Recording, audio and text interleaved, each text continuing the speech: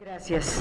De manera muy correcta, la senadora Verónica Martínez solicita que pues, un informe de parte de la Comisión Intersecretarial para el Desarrollo de las Energías Limpias, que es todo un tema bien importante. Nadie podemos estar en desacuerdo de lo que ella solicita, de que se garantice que se genere energía eléctrica a través de los rellenos sanitarios, aprovechando el biogás que eso genera, y también que se instalen biodigestores pues a lo largo y ancho de los territorios. Pero al respecto yo creo, senador, presidente, que tendríamos que recordar las leyes que este Congreso ha emitido al respecto. Primero, que la transición energética está obligada en varias leyes y no ha sido bien realizada por el Ejecutivo Federal. Desde el siglo pasado se habla de que el petróleo se va a acabar y por lo tanto se tienen que generar nuevas fuentes de energía y se tiene que dar esta transición energética de combustibles fósiles a fuentes renovables. Yo simplemente quisiera recordar que el esfuerzo legislativo ha sido enorme. En 1988 se publicó la Ley de Equilibrio Ecológico y Protección al Ambiente. En el 2008, la Ley para el Aprovechamiento de las Energías Renovables y el Financiamiento de la Transición Energética. También se aprobó la Ley de Aprovechamiento Sustentable de Energía. En el 2012 se aprobó la Ley General del Cambio Climático. En el 2013 la Ley Federal de Responsabilidad Ambiental. En el 2014 la Ley de Energía Geotérmica. Vino toda la reforma de la legislación secundaria en materia de reforma energética en el 2014. A pesar de todo este esfuerzo legislativo, la oferta de energía primaria prácticamente no se ha modificado. En 1990 existía el 9.1% de la oferta energética provenía de fuentes renovables y en 2015, 15 años después, solo se redujo 7.6%. Es decir, en 15 años no vemos avances en materia de utilización de fuentes de energía renovables. La Ley de Transición Energética que se publicó en 2015 establece una meta que en 2024 llegaremos al 35% de energía generada en el país va a ser limpia, un 34%. Esta meta es excesivamente ambiciosa a la luz de los resultados que estamos describiendo. A la fecha solamente se tiene 7.6%. Para lograr la meta que establece esta ley en el 2024, tendríamos que crecer en energías limpias un 19% cada año, para que en el 24 ya estemos con la meta de el 35% sea una energía limpia. Lo cual es verdaderamente ambicioso. El uso de energías limpias, que así se denomina en la ley, está condicionado en la propia ley a dos cosas. Una, a que se mantenga la competitividad de los sectores productivos, es decir, está ligado a las ganancias de las empresas. Aquí habría que preguntarnos qué es más importante, si cuidar el medio ambiente o las ganancias de las empresas. Lo mismo, la generación eléctrica solo es causante del 19% de las emisiones de gas invernadero. No se habla nada sobre el transporte, que es el que más contamina, porque es el responsable del 26.2% de las emisiones, o la industria, que es la responsable del 18% adicional de las emisiones contaminantes.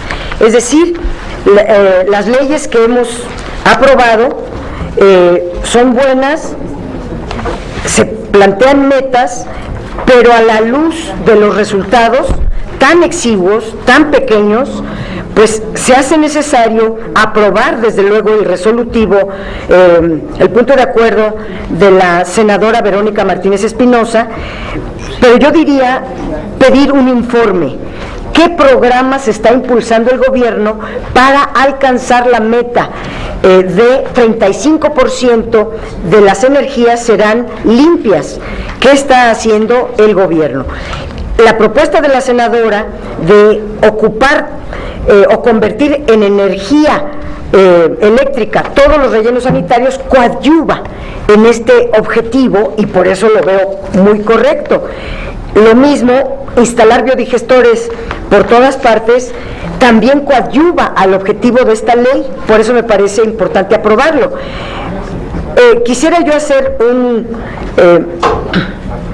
un agregado en el resolutivo número 3 de este dictamen, porque solamente se refiere a las empresas público-privadas, que son las que deberían de coadyuvar en estos dos propósitos de la senadora. Yo diría que también las empresas públicas, porque se puede hacer no solamente privado, también público, podríamos hacer este esfuerzo. Lo mismo de adquirir tecnología a través del mecanismo de llave en mano, que ha sido un mecanismo para podernos hacer de tecnología, ya que no somos creadores de tecnología. Por lo menos este mecanismo permitiría aumentar este tipo de tecnologías que son tan necesarias en nuestro país. Y en el cuarto, donde se están diciendo los órdenes de gobierno que son responsables para llevar a cabo estas dos importantes propuestas, que son los rellenos sanitarios y la colocación de biodigestores, deben de meterse también a las demarcaciones territoriales de la Ciudad de México, no solamente a los estados y la Ciudad de México.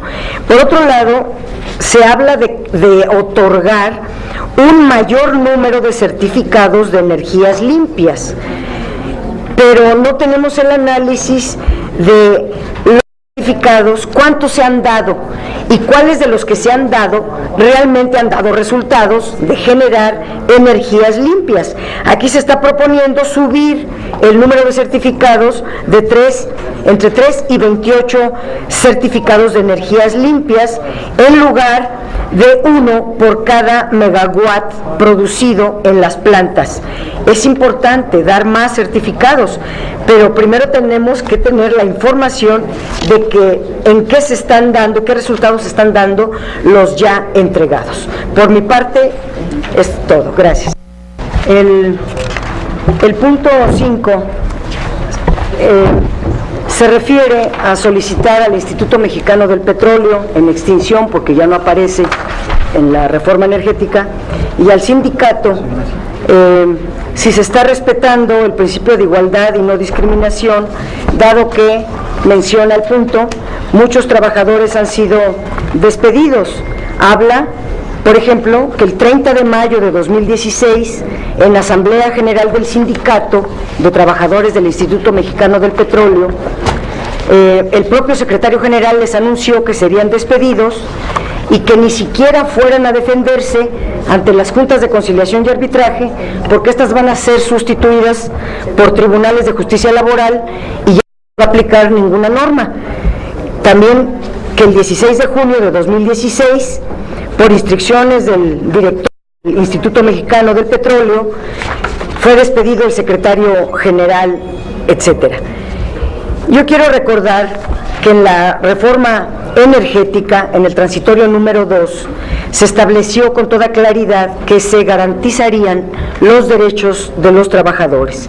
Y una y otra vez, tanto el sindicato como los legisladores, como el Ejecutivo Federal, lo reiteraron, que no habría afectación hacia los trabajadores. Sin embargo, como todos sabemos, ya fue modificado el sistema de pensiones y jubilaciones, tanto para la Comisión Federal de Electricidad como para los trabajadores de Pemex, siempre en perjuicio de los trabajadores. dado que se reducen los requerimientos para poder acceder a una pensión.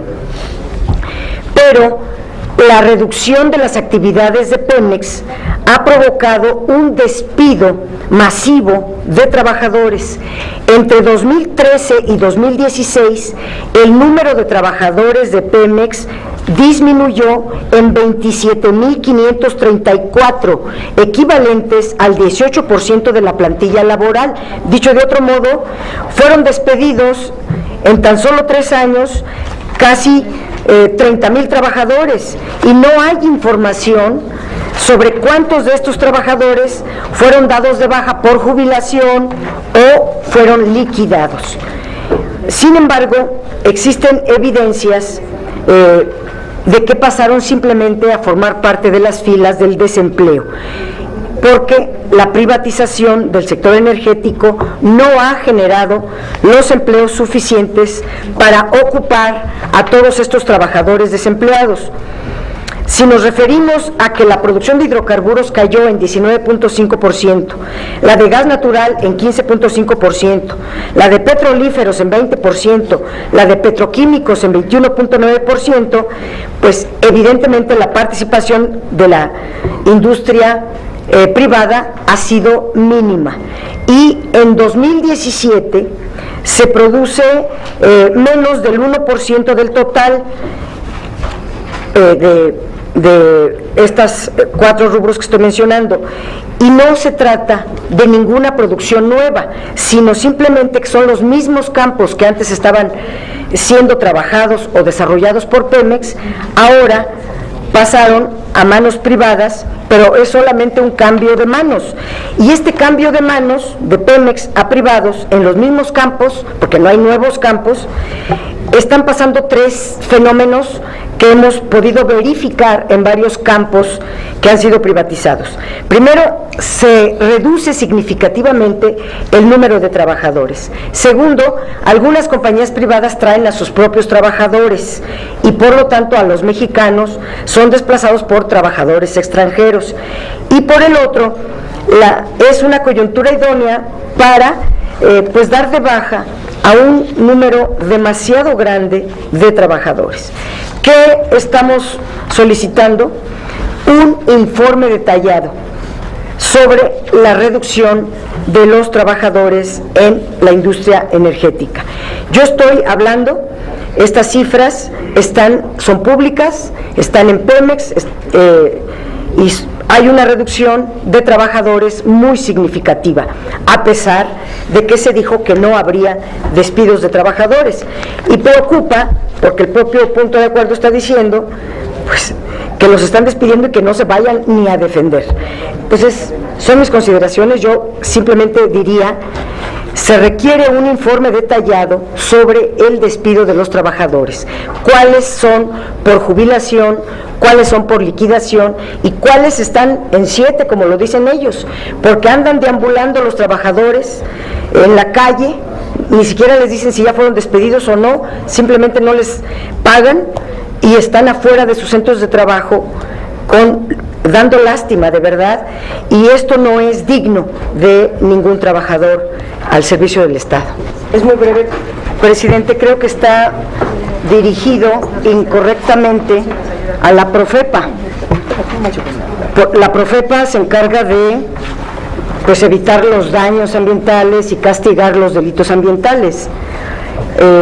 Debería de estar dirigido a la Comisión Nacional de Áreas Naturales Protegidas, a la CONAN, no a la Profepa.